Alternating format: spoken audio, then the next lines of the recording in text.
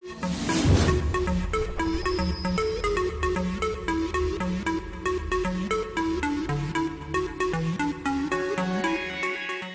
बहुत स्वागत है आप सभी भावी शिक्षकों का आपके अपने YouTube platform target teacher by Ankit में। मैं अंकित पटेल आप सभी का स्वागत करता हूं। मित्रों, हम लोग यूपी टेट, सी टेट और सुपर टेट के अंतर्गत मनोविज्ञान में अभिप्रेरणा नामक टॉपिक की चर्चा कर रहे थे। अभिप्रेरणा का यह तीसरा लेक्चर है। अपने पहले लेक्चर में हमने समझा था मनोविज्ञान क्या होता है, और इसके बाद हमने अपने दूसरे लेक्चर में बताया था कि मनोविज्ञान की जो प्रमुख परिभाषाएं हैं वो कितनी महत्वपूर्ण है।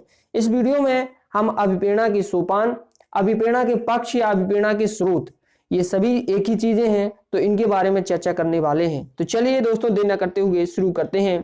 अभिप्रेरणा के पक्ष या स्रोत या सोपान। देखिएगा मित्रों, अभिप्रेरणा के जो सोपान है, इसको अभिप्रेरणा के सोपान को क्या कहा जाता है? अभिप्रेरणा के चरण भी कहा जाता है।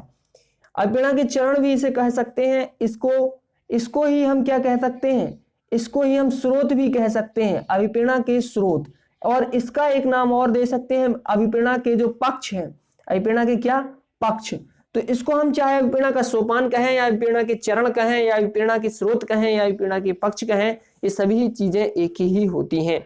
तो इनको आपको समझना है। सबसे पहले समझिए कि अभिप्रेरणा का जो जन्म होता है वो तीन चीजों से मिलकर होता है। नंबर एक, आवश्यकता, यानी आपको नीड होनी चाहिए। जब आपको किसी चीज की नीड होगी तभी आप कार्य करने के लिए प्रेरित होंगे। दूसरा है ड्राइव, यानी आपके पास चालक होना चाहिए, और जब नीड होगी तो आप चालक जरूर यानी क्रिया जरूर करेंगे। और प्रोत्साहन, नंबर तीन है प्रोत्साहन या लक्ष्य।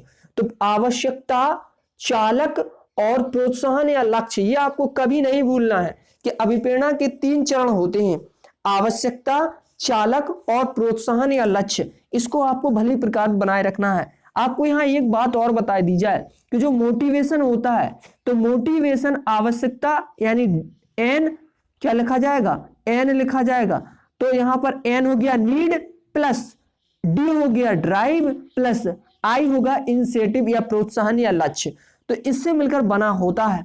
कहने का मतलब मित्रों ये है, मैं ये कहना चाहता हूं कि M equal to N plus D plus I, ये जो होता है इसको आपको समझना है कि अभिप्रेरणा इन तीनों चीजों के समेकित रूप को कहा जाता है। मिला दें तो ये अभिप्रेरणा का रूप होता है, आवश्यकता प्लस चालक प्लस प्रोत्साहन या लक्ष्य।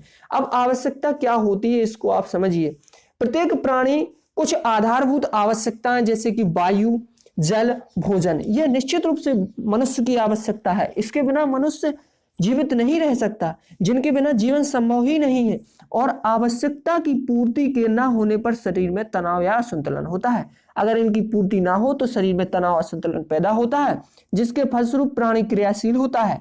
जैसे उदाहरण के रूप में आप देखें, यहाँ पर लिखा हुआ है, क्या लिखा हुआ है कि जब प्राणी को भूख लगती है तो उसे तनाव आता है, जिसके कारण वह भोजन की खोज करने में लग जाता है तथा क्रियाशील होता है। भूख मिटने पर उसे संतुष्टि तथा तनाव समाप्त हो जाता है।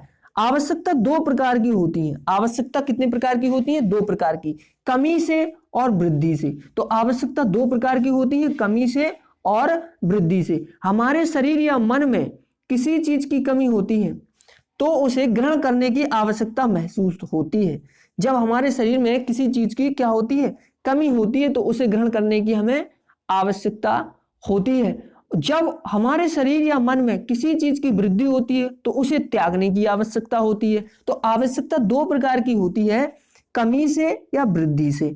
इस प्रकार काम, निद्रा, किसी संकट से बचना, ज्ञानोपार्जन आदि आवश्यकताएं भी उत्पन्न होती हैं। ये सभी आपकी आवश्यकताएं हैं। सोना भी आपकी आवश्यकता है, भोजन भी आपकी आवश्यकता है, प्यास लगती है आपको, पानी भी आपकी आवश्यकता है। तो ये चीजें आपकी आवश्यकताएं हैं, और आवश्यकताओं के लिए मनुष्य क्या करता है? कार्य करता है। क्योंकि जब आवश्यकताओं की पूर्ति नहीं होती है तो मनुष्य के अंदर एक तनाव उत्पन्न होता है।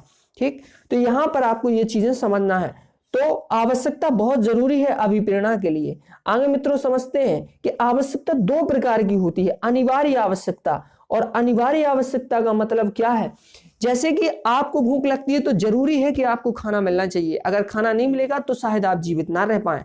नींद आना, मलमूत्र त्याग करना, काम, विश्राम, ये सभी जो आपको बताए गए हैं ये सारी की सारी नेसेसरी हैं, कंपलसरी हैं। तो ये अनिवार्य आवश्यकता में आपकी आएंगी, यानी ऐसी आवश्यकता जिनकी पूर्ति होना अत्यंत आवश्यक होता है।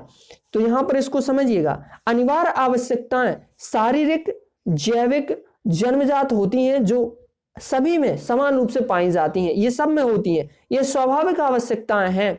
कैसी आवश्यकताएं? स्वाभाविक आवश्यकताएं हैं, प्राथमिक प्रेरक से प्रेरित और अचेतन मन द्वारा नियंत्रित होती हैं। अभिप्रेरणात्मक चक्र इनका चक्रीय होता है, इसको आप याद रखिएगा।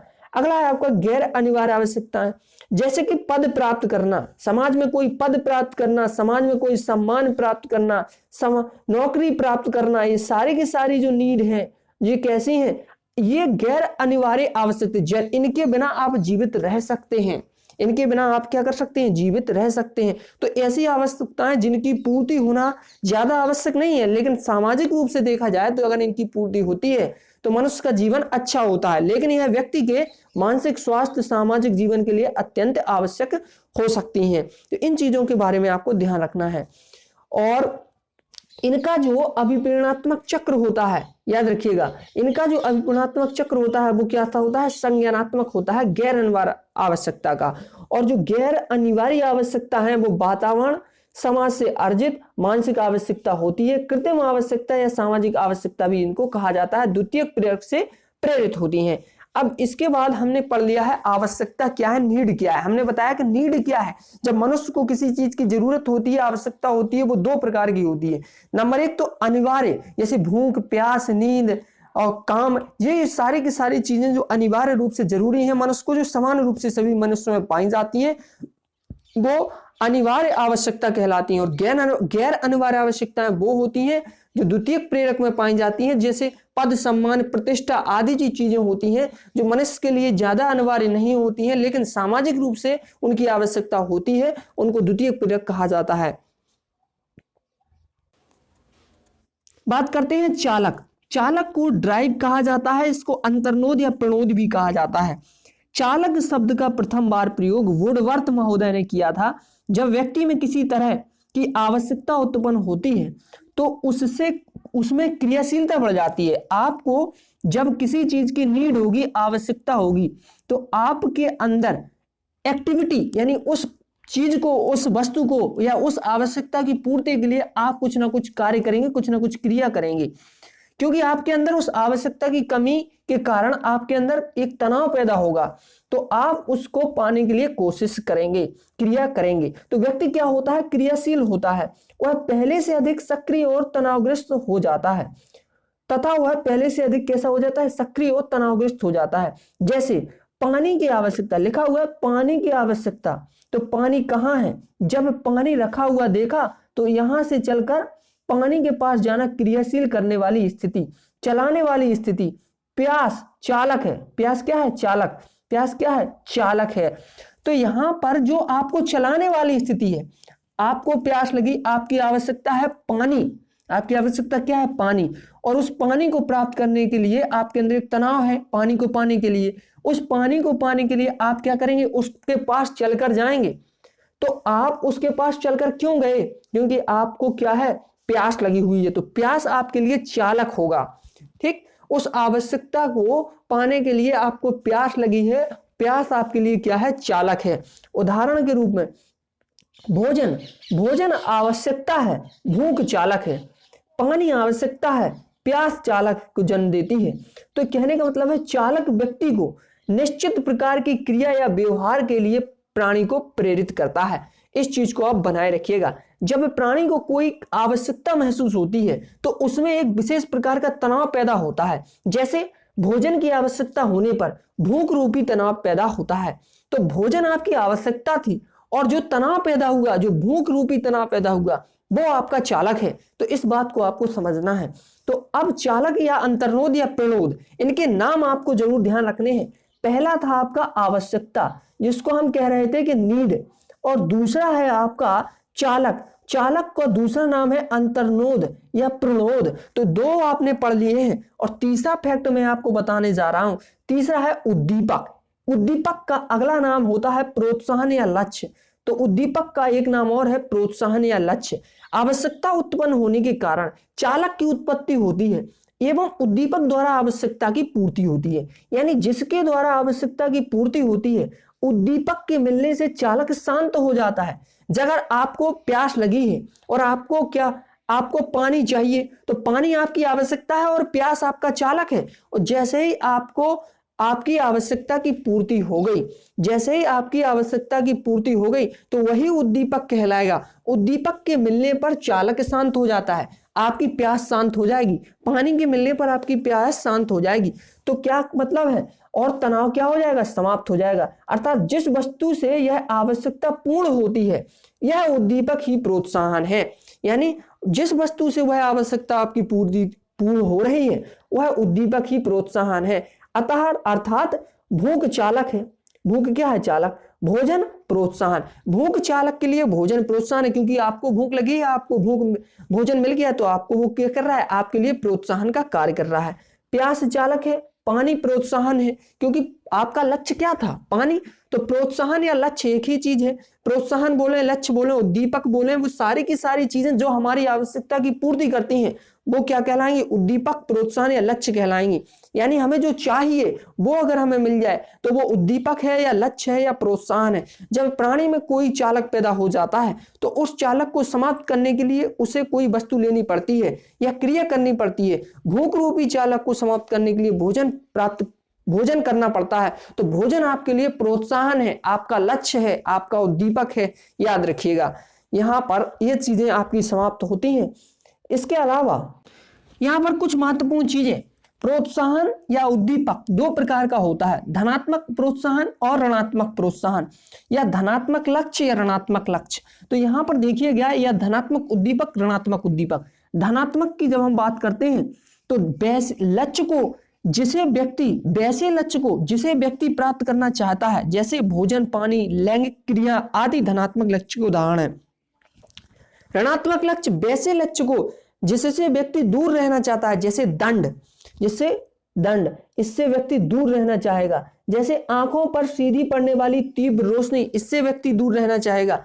अत्यधिक गर्मी, अत्यधिक ठंड, इससे व्यक्ति दूर रहना चाहेगा। कहने का मतलब है जिससे व्यक्ति दूर रहना चाहे, यानी वैसे लक्ष्य जिनसे व्यक्ति क्या करे, दूर रहना चाहता है, वो आपके ऋणात्मक लक्ष्य या ऋणात्मक उद्दीपक या ऋणात्मक प्रोत्साहन कहलाते हैं। जैसे दंड, आंखों पर सीधी पड़ने वाली तीव्र रोशनी। बल्कि भोजन, पानी, लैंगिक क्रियाएं आदि धनात्मक लक्ष्य हैं, जिससे वैसे लक्ष्य को कहा जाता है धनात्मक लक्ष्य जिससे व्यक्ति प्राप्त करना चाहता है। क्या करना चाहता है, प्राप्त करना चाहता है। ठीक, तो यहां पर जो भोजन, पानी है, वो धनात्मक प्रोत्साहन के उदाहरण है। दंड, आलोचना, इससे व्यक्ति बचना चाहता है हमेशा, तो ये आपके ऋणात्मक लक्ष्य या ऋणात्मक प्रोत्साहन या ऋणात्मक उद्दीपक में आएंगे।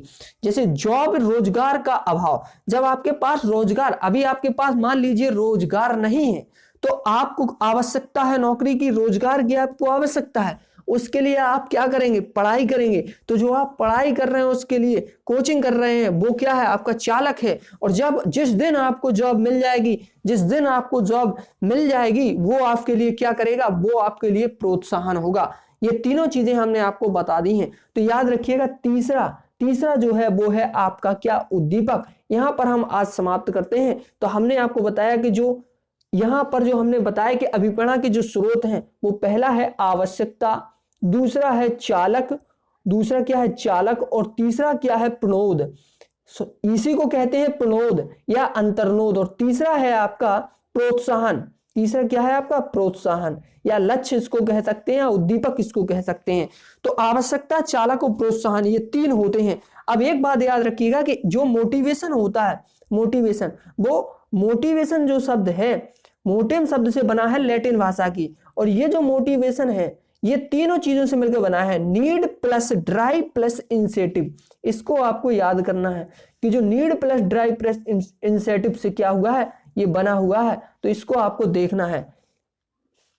अगर वीडियो आपको पसंद आ रहा हो तो वीडियो को लाइक, शेयर करें और चैनल को अधिक से सब्सक्राइब करें। बेल आइकन को जरूर दबाएं ताकि आने वाली वीडियो की नोटिफिकेशन आप तक पहुंचते रहे।